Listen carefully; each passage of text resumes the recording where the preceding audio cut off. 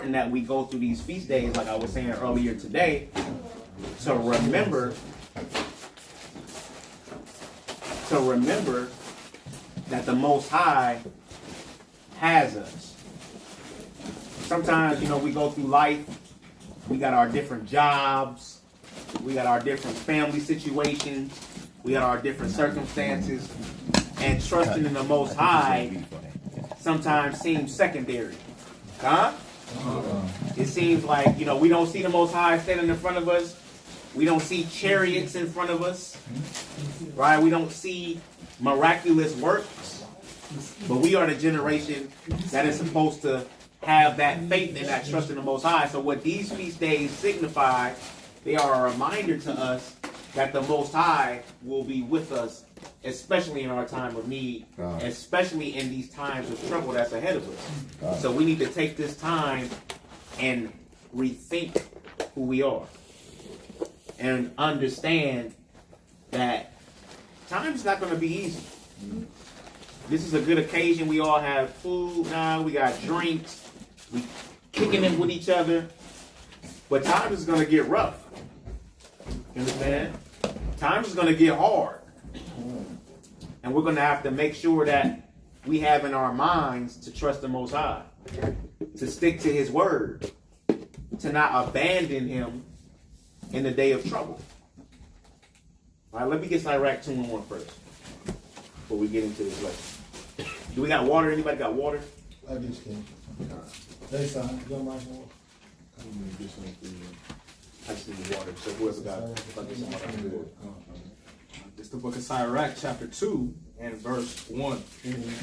It reads, "My son, if thou come to serve the Lord, prepare thy soul for temptation." Do we all want to serve the Lord? So what does that mean? We have to prepare our soul for temptation. It's going to be trying times. Some of us was drug dealers in the world. Some of us was whoremongers in the world. Some of us was pimps in the world. Right? Some of us was all types of idolaters in the world. So we have to still deal with those things. Those are going to be the situations that are presented to you when you come to serve the Lord. Read on. Set thy heart aright. Do what? Set thy heart aright. Set thy heart aright. That's your mind. Set it in the right way. Think about the troubles that's going to come to you. You see, that's why a lot of people fall out the truth, because they don't think that there's going to be tribulations and trials that come into their lives. So we got to set our minds the right way. We got to be thinking, oh yeah, I know Satan's coming after me. I know the adversary is coming with that temptation and that sin that I struggle with in the world. Read. And constantly endure. And what? And constantly endure. You got to constantly endure the temptation. I was just talking to my brothers outside. All the sins and struggles that you had in the world, you still going to have in the truth. You're going to have them. But the difference now is, you have to fight. You have to overcome. And this is what we celebrate. We celebrate our forefathers and foremothers having the courage to overcome these situations, overcome the enemy. Now, it was a physical enemy then, but we wrestle not against flesh and blood now. It's a spiritual thing. So we're supposed to look, give me Romans 15:4. So we're supposed to look at these situations spiritually and say, okay, this is the enemy. I got to overcome this. And this is why we celebrate Purim. Yes, we celebrate to, have a good time, to congregate. Those things are merry. It's good and pleasant for brethren and sisters to dwell together in unity. That's a good thing. But the moral of the story is that we remember the courageous acts. And we also remember the time of trouble and how our forefathers overcame. So let's go ahead and get into the lesson. Let me get the book of Esther, and I want to go to chapter 3. Let's start at verse 1. It's the book of Esther, chapter 3, and verse 1. Hold on. Let everybody get there. Give everybody a few seconds to get there. Esther, chapter 3, and verse 1.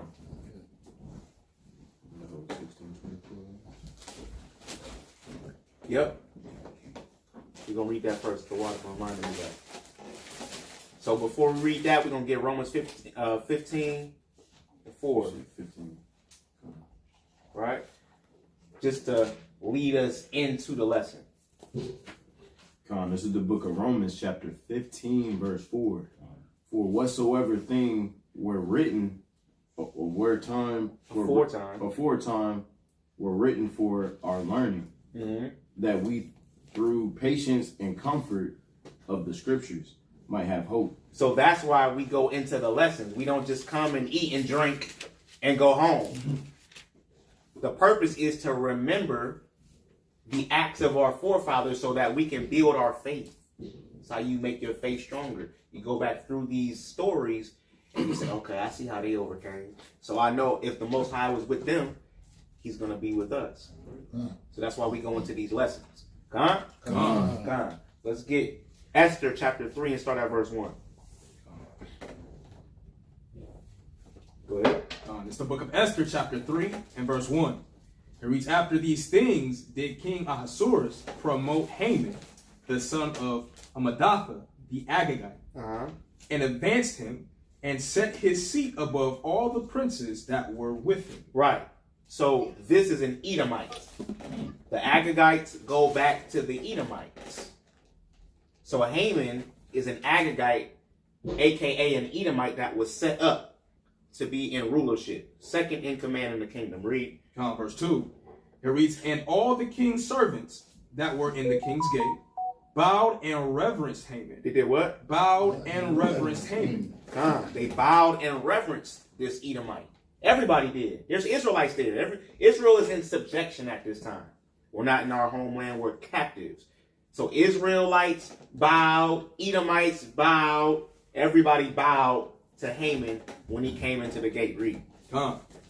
It reads, for the king had so commanded concerning him, but Mordecai bowed not. But what? But Mordecai bowed not. But Mordecai bowed not.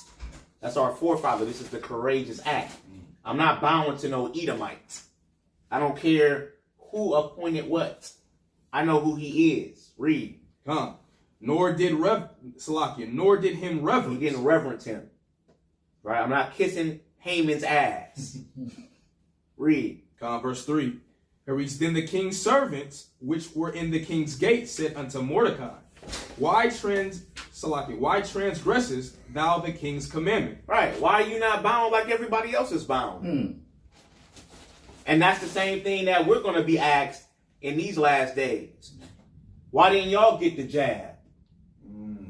Right? Why ain't y'all get the vaccine? That's the king's commandment. Read. It reads, now it came to pass when they spake daily unto him. And so you're going to have people trying you. Hey, you should be breaking the laws of your God.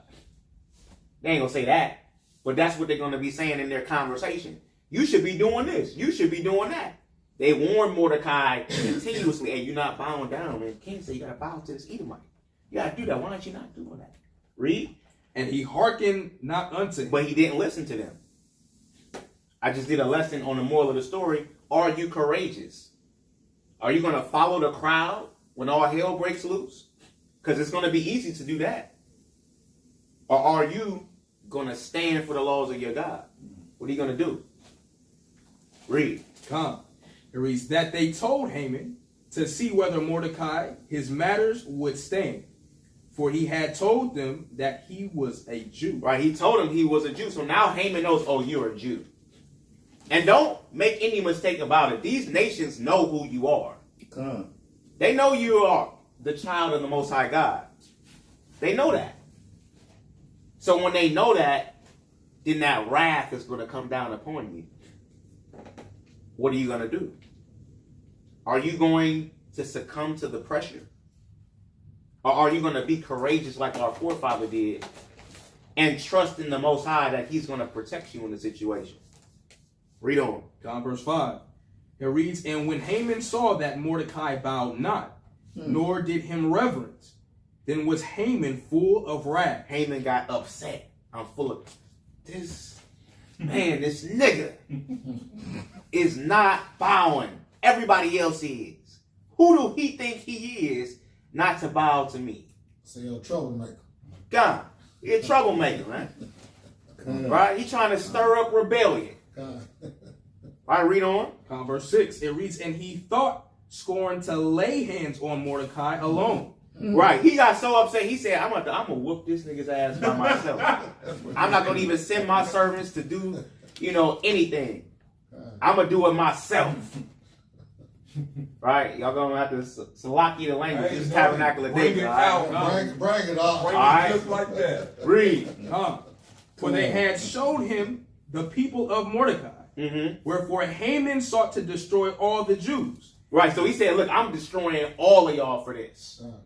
Go ahead. That were throughout the whole kingdom of Ahasuerus, even the people of Mordecai. Right. So he said, look, I'm going to devise a plan. We're going to destroy all of the Israelites dwelling in this province since one man didn't bow. That shows you the wrath and the evil indignation of Esau. We got so many people wanting to save Esau. Esau was ready to kill all the Israelites because one man didn't bow. That shows how much hatred that he have for our people and disdain. That's actually a sidebar, but I just wanted to point that out since we read it. Let's read, go to chapter 4. This is the book of Esther, chapter 4, Verse 1. verse 1. It reads, when Mordecai perceived all that was done. Right, so all that was done was Haman said, look, we're going to get these mercenaries. I'm going to hire you, and y'all going to go and kill all the Israelites. I ran it past the king, right? And we'll get into that in a second when we go to the editions of Esther. I ran it past the king, and guess what? It's time to kill all of you, right? So Mordecai perceived that. Go ahead. Mordecai rent his clothes and put on sackcloth with ashes and went out into the midst of the city and cried with a loud and a bitter cry. So Mordecai found this out, and of course he's hurt and in distress for his people. He cried with a bitter cry. He rent his clothes. All right. So jump down to verse. I want to go to verse 4. Come to verse 4. Verse 4. It reads, so Esther's maids and her chamberlains came and told it to her. Then was the queen exceedingly grieved. So now Esther is the queen of the kingdom at the time. She is Mordecai's niece. All right. She's the queen at the time, and the king doesn't even know that she's actually a Jew. The king has no idea that he has pronounced judgment on his own wife. Read on. And she sent raiment to cloth Mordecai, to clothe Mordecai, and to take away the sackcloth from him, but he received it not. So Mordecai, he's in full remorse. He's rent his clothes. He looked like a bump in the king's gates. And that's not how you're supposed to present yourself. So she sent the clothes, hey, you got to fix yourself up, man. What's wrong? What's going on? Right, go ahead. Then called Esther for Hatak, one of the king's chamberlains, whom he had appointed to attend upon her, and gave him a commandment to Mordecai, to know what it was and why it was. So Hatak went forth to Mordecai unto the street of the city, which was before the king's gate. Read. And Mordecai told him of all that had happened unto him, and of the sum of the money that Haman had promised to pay to the king's treasuries for the Jews to destroy them. Right, so Haman paid a certain amount of money to these mercenaries. Y'all gonna wipe them all out. And so now this message is being relayed to Queen Esther. Go ahead. Verse 8. It reads, also he gave him the copy of the writing of the decree that was given to Sheshan to destroy them, to show it unto Esther, and to declare it unto her, and to charge her that she should go in unto the king, to make supplication unto him, and to make request before him for her people. Right. Read. Like so what's happening is now I want to kind of narrate a little bit. So now Mordecai is saying, look, our people is in distress. We're about to all be wiped out. you got to do something, sis. You got to do something, niece. I need you to go to the king, and I need you to tell him what's going on. Read on. Verse 9. It reads, and Hatak came and told Esther the words of Mordecai. Again Esther spake unto Hatak, and gave him commandment unto Mordecai. All the king's servants and the people of the king's provinces do know that whosoever, whether man or woman, shall come into the king, into the inner court, who is not called, there is one law of his to put him to death. To do what? To put him to death. So this is a situation where Esther's like, you want me to do what? I can't just get up and go in the presence of the king. I can be put to death for this. So now she's in a situation. What would you do? Are you going to risk your life for your people? Or are you just going to keep to yourself? These are things everybody got a soul search this evening. We're having a good time. We're going to eat and drink. But what are you going to do when you're put in this situation? Something you got to look in the mirror and ask yourself. Read. Come, except such to whom the king shall hold out the golden scepter, that he may live. But I have not been called to come into the king these 30 days. Right. So she's saying, look, I haven't been called. I don't know what you want me to go and do this and put. So now Esther's in a position. She's in a crazy spot right now. If I go and do what you're asking me to do, I can be put to death. What is you guys going to do? Are you guys going to stand for your people and the laws of your God? Or are you going to shriek in the face of fear? Are you going to be courageous? Or are you going to fall back and say, well, it's not my issue, that's their problem? See, Queen Esther, she's in a spot to where she's the queen. So, you know, she's his rib. She might not necessarily get destroyed. What are you guys going to do? So this is why we actually celebrate this day. Because of what actions she took. What actions Mordecai took, first of all, and not bowing to Edomites. And not succumbing to their laws. And not agreeing with what they have put in place. This applies to us today. We got to relate this to today. That's why we read Romans 15:4. The application is Esau has laws that's set up and going to be set up. And are you going to follow them or not? When they are in direct opposition to the laws of your God. That's the first act that we should be celebrating.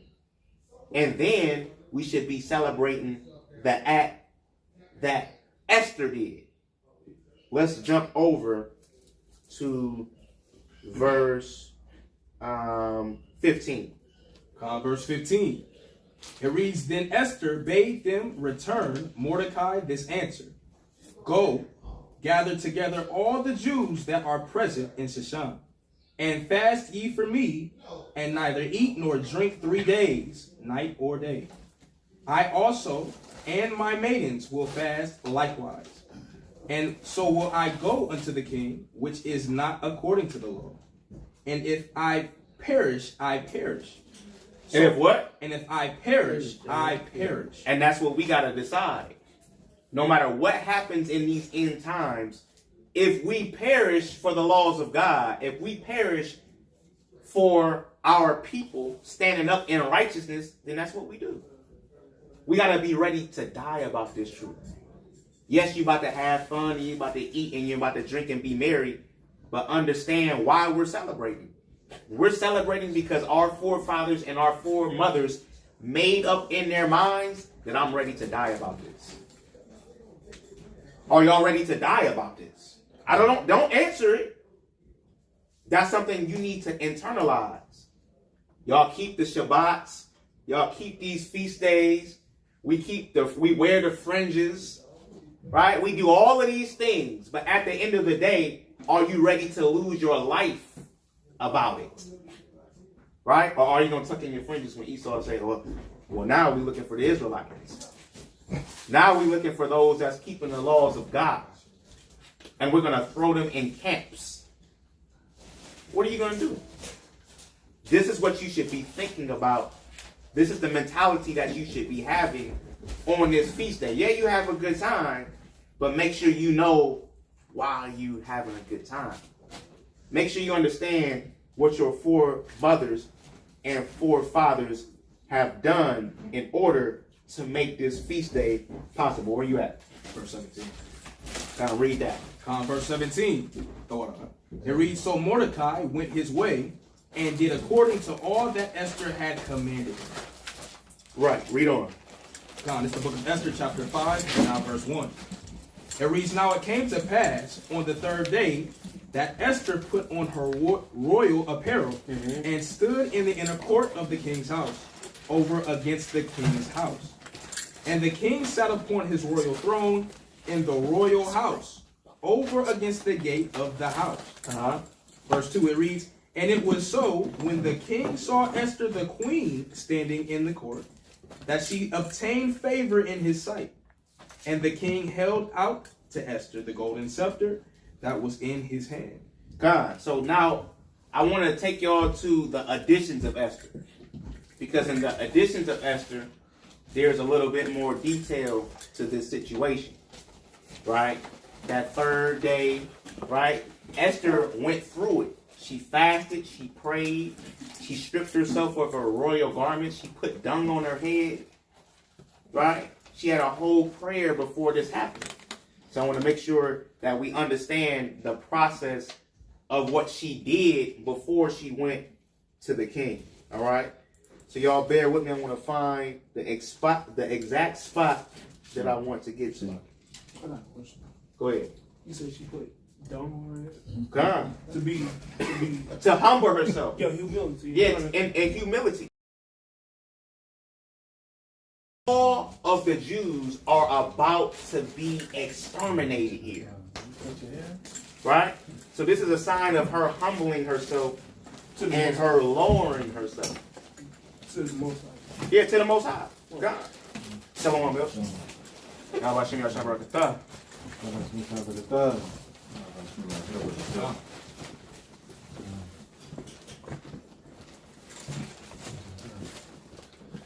Down my praise. Yes, sir. So let me take us to that real quick. Alright. Go to the additions of Esther, chapter 14, and start at verse 1. We'll read that for the brothers. We're going to read what Esther did in this state. Go ahead. It's the book of Esther, chapter 14. Additions of Esther. Oh, the additions of Esther, Salakia, chapter 14 and verse 1. It reads, again, Esther, also being in fear of death, resorted unto the Lord, and laid away her glorious apparel, and put on the garments of anguish and mourning. And instead of precious ointments, she covered her head with ashes and dung. With what? With ashes and dung. There you go. Right? She covered herself with ashes and dung to humble herself. Go ahead. And she humbled her body greatly, and all the places of her joy she filled with her torn hair. God. So she tore her hair. This is how distraught she was for her people. This is how we got to be for our people. This is the mentality that we should have when we see our people in danger and in trouble. Go ahead. Verse 3, it reads, and she prayed unto the Lord God of Israel, saying, O my Lord, thou only art our king. Help me, Salakia, help me, desolate woman, which have no helper but thee. Read. For my danger is in mine hand.